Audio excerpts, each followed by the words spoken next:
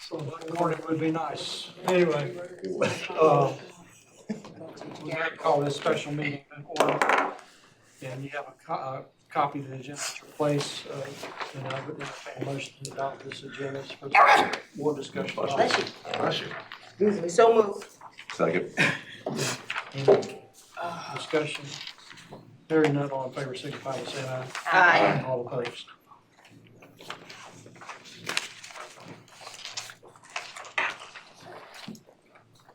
All right.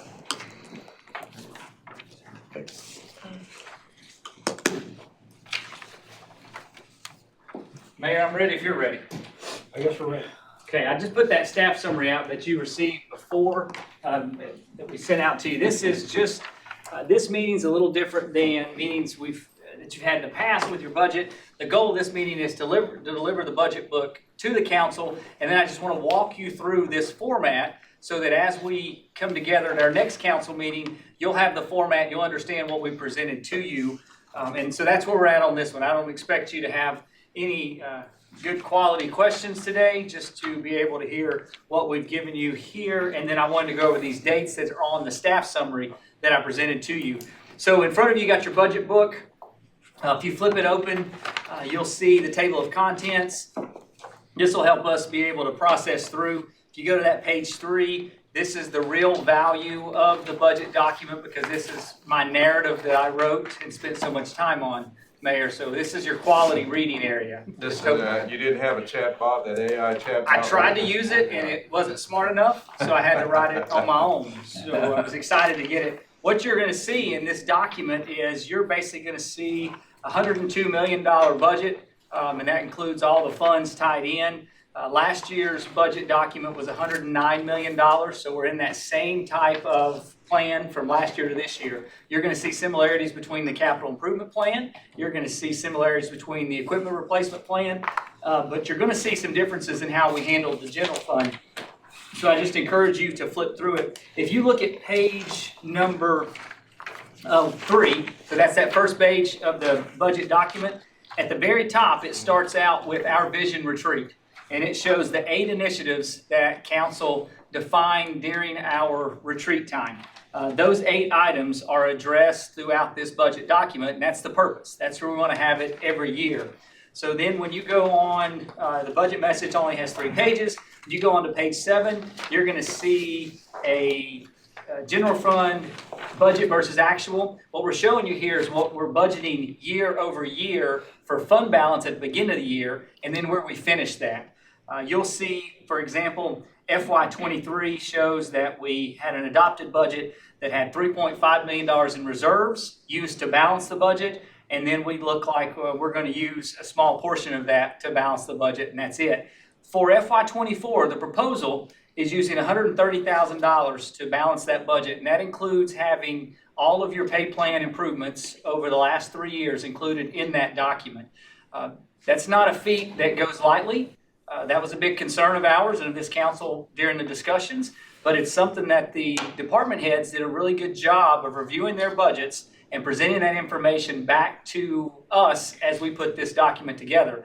We did not cancel out the capital projects. We did not cancel out the equipment replacement. We reviewed those items, and this is the budget that we've brought back to you, because the number one intent for the goal for the year was to maintain the integrity of the pay plan. So we're very excited about that number.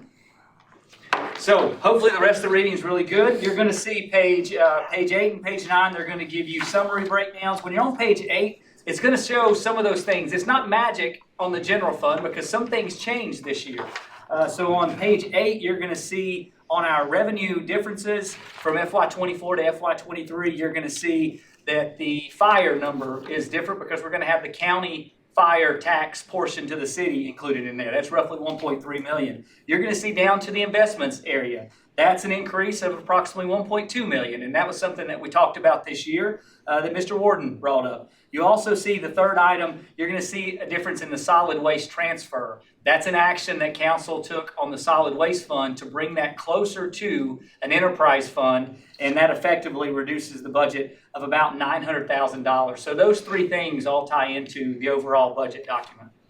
So I won't slow you up on the rest of these. These are going to show you individual fund summaries. So page 9, 10, and 11, you've got fund summaries. Then when you get to page 12, you're going to see a general fund summary, which gives you the breakdown of these capital projects that we're including into there. And then over to page 13, you're going to see the total capital projects breakdown.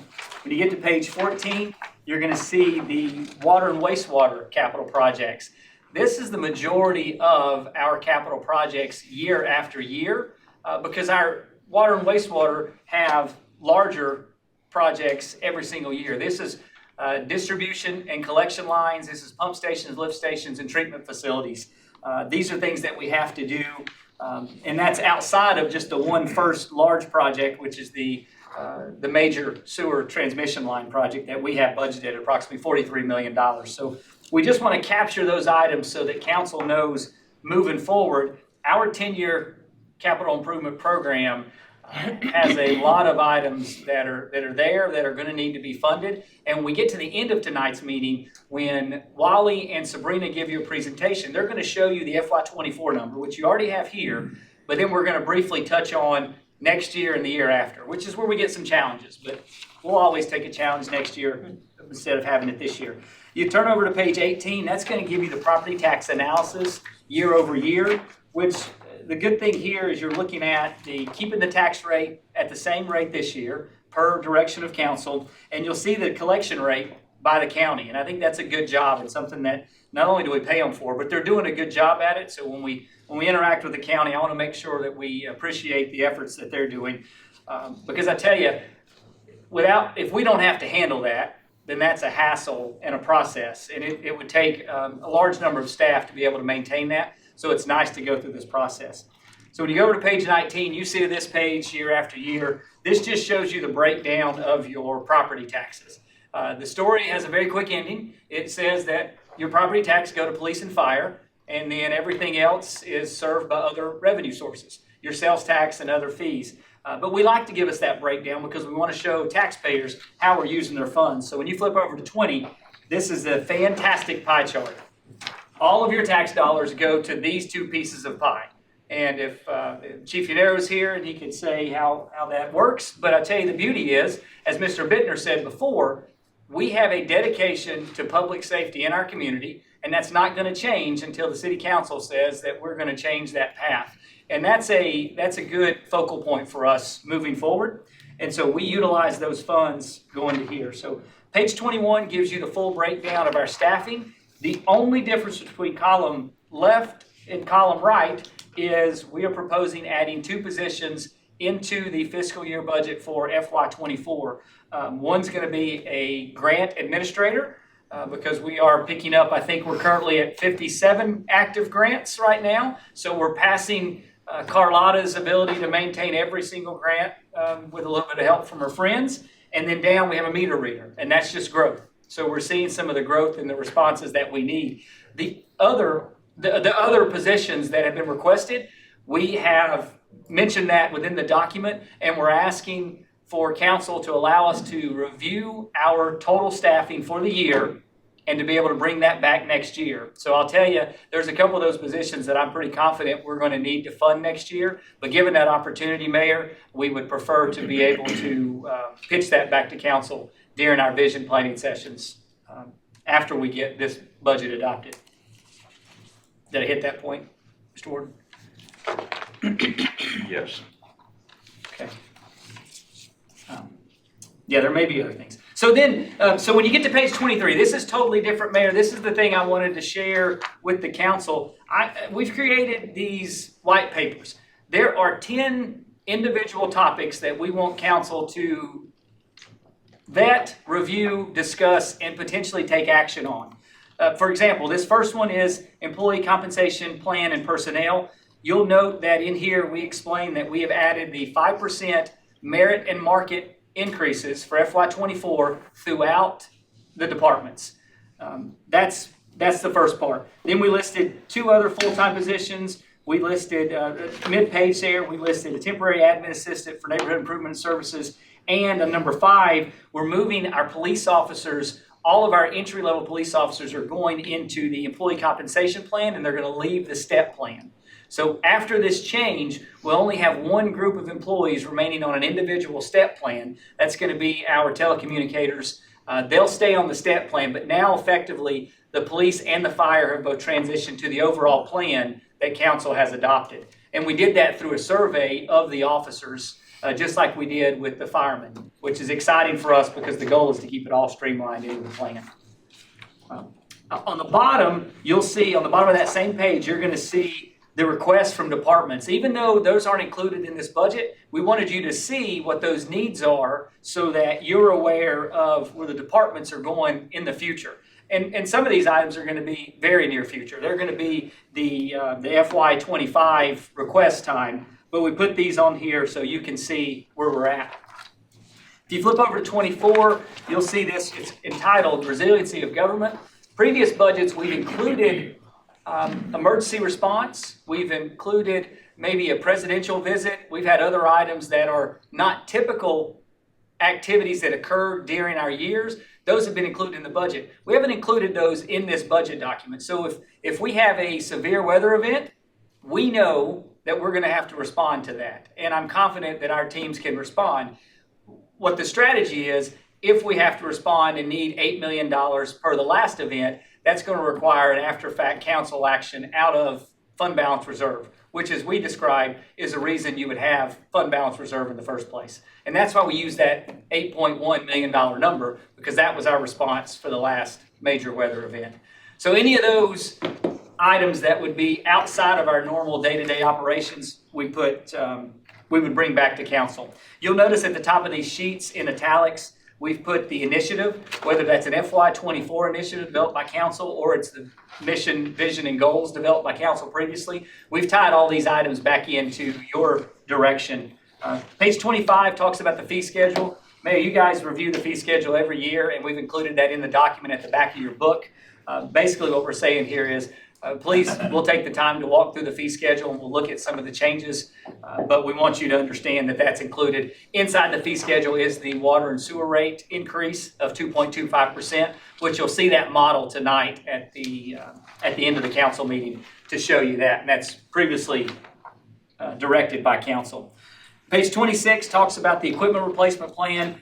We want to make sure that council understands that we're proposing over $4.4 million in most of these funds, and then the solid waste fund has $1.4 million as well. So you have a significant amount of equipment that we're replacing throughout the year, but no action needed as long as we keep those items. These items are all included in your 24 proposed budget.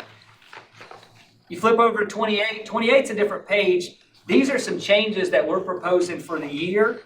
When you read them, you'll see what they are. The East Carolina Council of Governments, that's our COG. We've talked about that briefly. That's $8,000. Neighborhood Improvement Services Community Support, that would be increasing that line item by additional $60,000. That comes out of the general fund. So Neighborhood Improvement Services has their CDBG funds and their general fund dollars. This would increase that number to help additional groups within the community.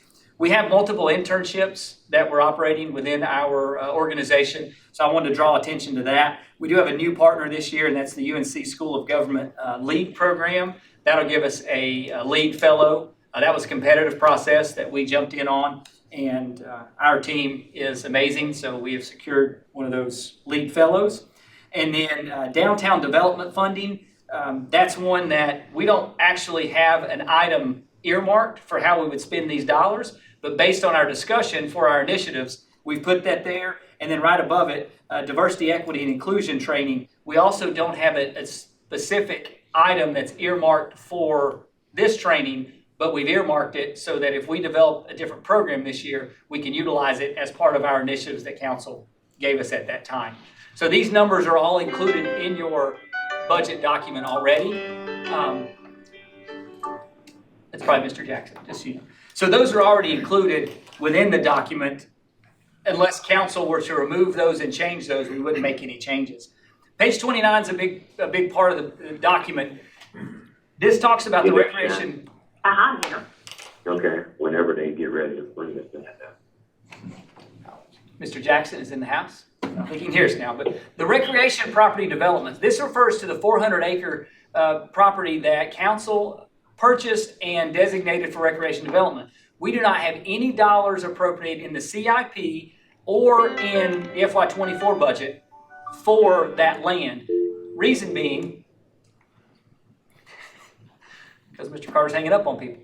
The reason is we're just now in the firm selection process. Once they come on board, we'll be bringing that to the council to consider that. Then we'll start having hard numbers. We'll bring those numbers back to the council to review and provide direction as we move forward. The only item that we have in the CIP is for the stormwater project on the land. So that's it. So that could be, as I've told Mr. Warden before, that could be $5 million or that could be $300 million. I just want you to know there's not a placeholder until we discuss and draft and come up with the vision for how that's going to be. So as you're looking through the document, if you don't see that, please don't be surprised. When you flip over to page 30, this is going to be give you a synopsis of the capital improvement program. You're going to hear more this evening from Wally and Sabrina, but this gives you a breakdown of the projects that we have programmed in for FY24, which I think you can look at it and see that's a very active year. If you go over to page 31, you're going to see these are the carryover projects that are still wrapping up as we go into FY23. Some of those may even go in past 24 into 25. We would prefer that they all get closed out, but with our capital improvement projects, we never know on some of those.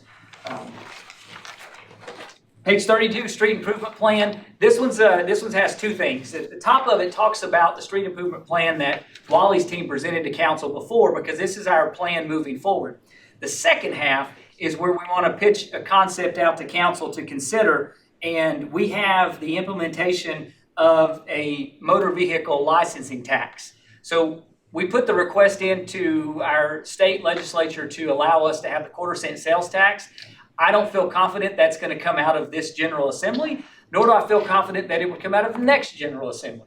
So we put an allocation here that utilizes what general statutes already existing to allow for the motor vehicle licensing tax up to $30 per vehicle that could be allocated towards transportation and streets.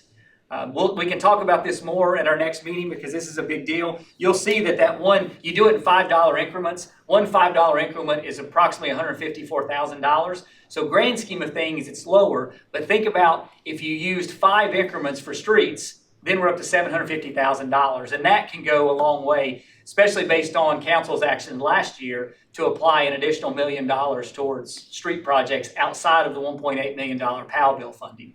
So that's something that we want to consider in this year's budget. So you'll see that on the bottom. We're asking council to at least discuss this with us so we can talk about the positives and the challenges of that.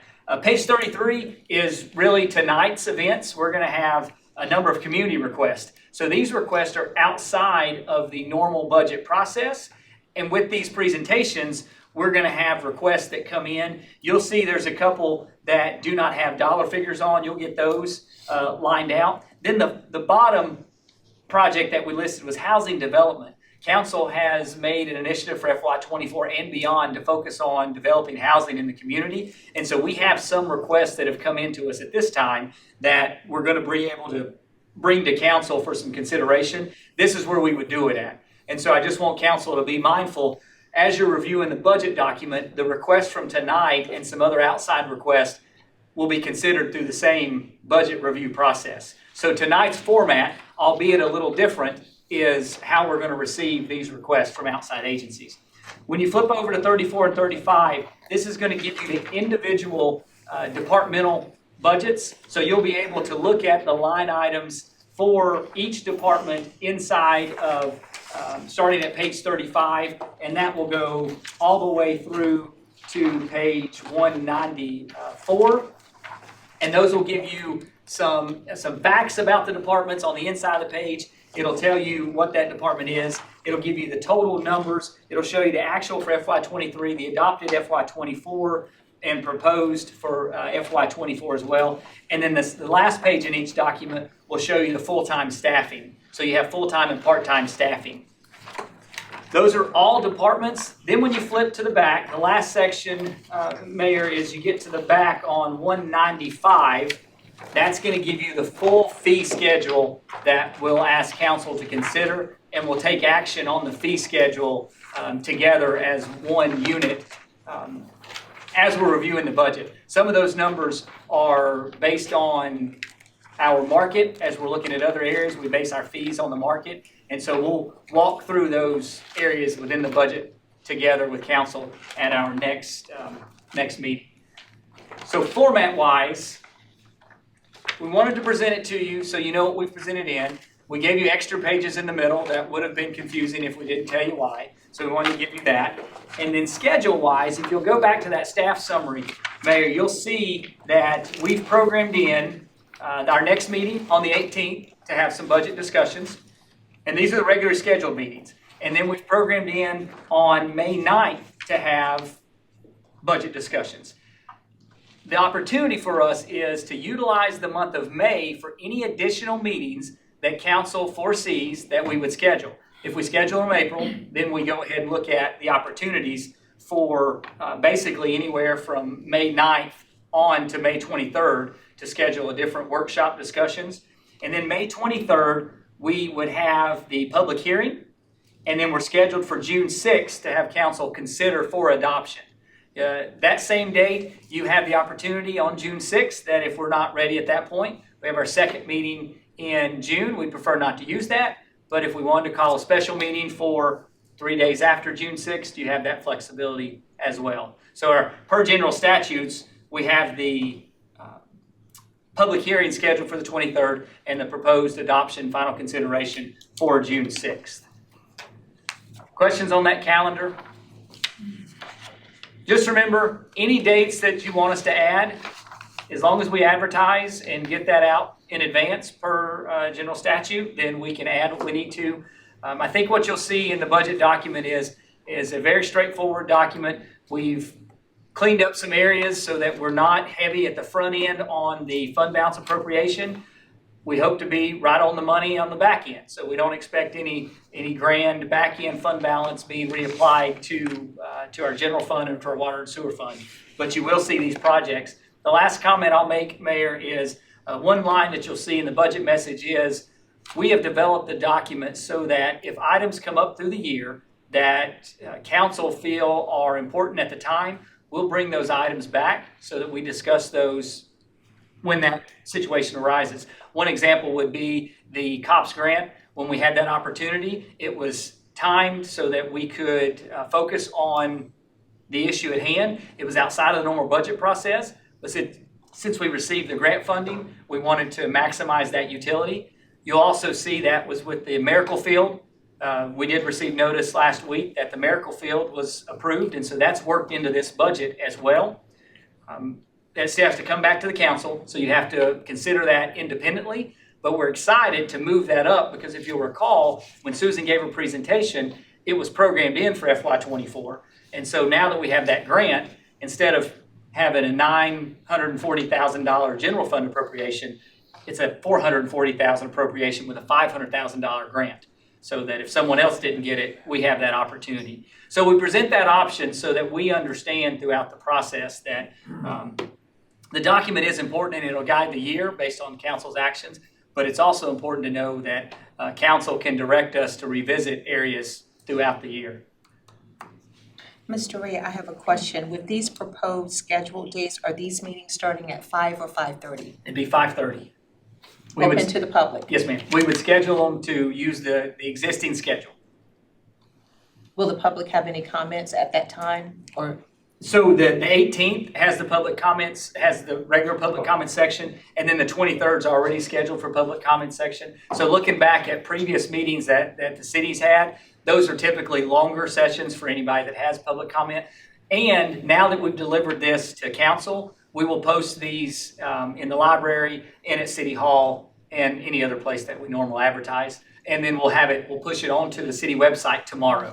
But we didn't push it out until the council's received your document. In the meeting, the second meeting in May, though, that includes the public hearing specifically for the budget. That's the formal in public hearing. addition to the normal public comment sessions.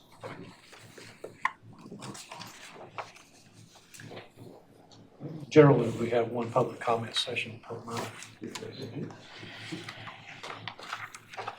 That's all I have, Mayor. Anybody got anything? I encourage you that if you come in and you want to sit down and look through anything, let me know. Anything that comes from a council member during the budget session, what I'll do is send that response out to the entire body. So, for example, Mr. Sosa asked about the fire station. We'll get a response. I'll send it out to the entire council so that we're all on the same page through the process. Thank you, Mayor. If nobody has anything else, motion to adjourn. Second. Any discussion, further discussion? All in favor, signify by saying aye. Aye. All opposed.